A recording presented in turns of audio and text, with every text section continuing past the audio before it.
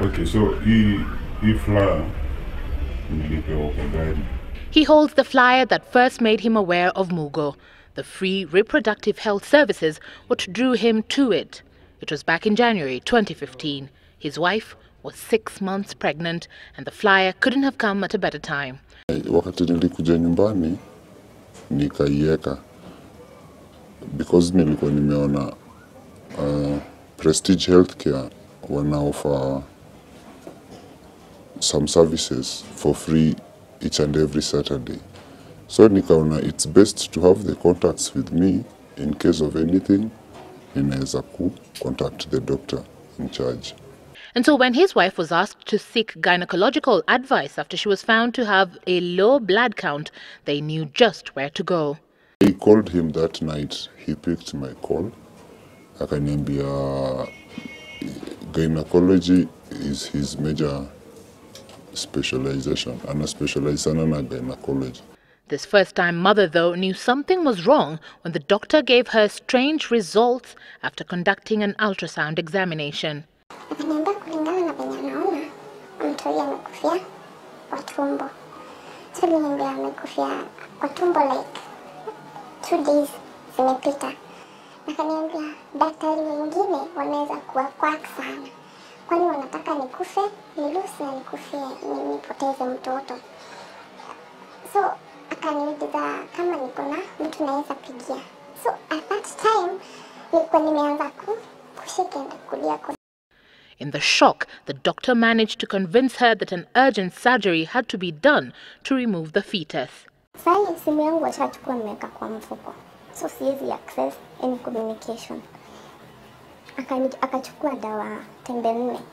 Akaniambia nifungue mdomo, we need to start the procedure immediately. So venye niliingia kwa hiyo nyumba sikutoka tena. So akaniweka dawa 4 hapa chini ya ulimi ambazo zilinifanya nilisikia temperature yangu rise at once. When the husband eventually knew of his wife's fate, he arrived at Prestige Healthcare in Githurai 44, only to find his wife in dire condition and her pregnancy terminated. I really wanted to know, kama mtoto ametolewa, where is the fetus? And the kind of medication anapewa ni gani? Because also, hata kama mimi si daktari, lakini nilikuwa ninaona anatoa mtu damu na anamwekea immediately. They were charged 210,000 shillings for the procedure, what so this husband seek the assistance of the Kenya Medical Practitioners and Dentists Board to apprehend him. The board received the complaint, but only wrote back to indicate that James Ndisho Mugo was not registered with the board. Nikawauliza, now what's the way forward? Because mmesema yeye si daktari, nifanyeje?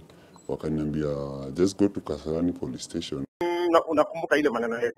Mugo Wairimo is had in this conversation with the husband, trying to negotiate with the man not to press further charges. Okay. You know when such things come up, they come up and they involve so much which does not benefit you as the complainant or even me. No, I'm just saying, yeah? This is what our question with my wife. We just wanted to know what happened. Watu wanatumia hiyo kitu. Kukulia. Yeah, I know. Are you getting what I'm saying? People are making business out of it. Yes. This is as far as the case went, the police going quiet on them, as did Mugo Wairimo. This is just one of the many stories we have continued to receive since we aired the expose on Mugo Wairimo Sunday, documenting him raping his patients. Mugo only coming out through social media comments and such text messages threatening those people behind the expose. There are doctors and then there are quacks. The difference between the two being in their qualification and registration. But how do innocent victims get to know the difference between the two at a moment's notice? And whose fault is it that such quacks continue to operate illegally, unperturbed, long after they have been reported to authorities? We seek the answers. Why people are up in arms is because it appeared like you are condemning the entire profession and saying we are all involved in these things. And yet you had the details that this is actually a fake doctor. In this particular case, who is to blame that this quack is operating. And the clinic is open. And the clinic is open. I mean, my honest view is that that is a shortcoming in terms of the regulatory arm of the health sector. And so perhaps quite a bit of blame should go to the Medical Professional Dentist Board, because the assumption is that this thing is open because it is licensed. Now, having said that, we must then also realize that the board as constituted now is centralized in Nairobi. It has a board membership of 16 people only, a secretariat of perhaps less than 15 people. So the capacity is really stretched to the limit. Maybe the case study that we have of this husband who lodged his complaint in January about this particular quack, and nothing has since been done to date. They only took details and said that this doctor is not, should it end there, that telling this guy is a quack, so it's out of our jurisdiction, or what should happen in maybe such an instance? The board should actually facilitate inspection of that clinic, and if it is confirmed that there are no licenses, then it should actually be closed.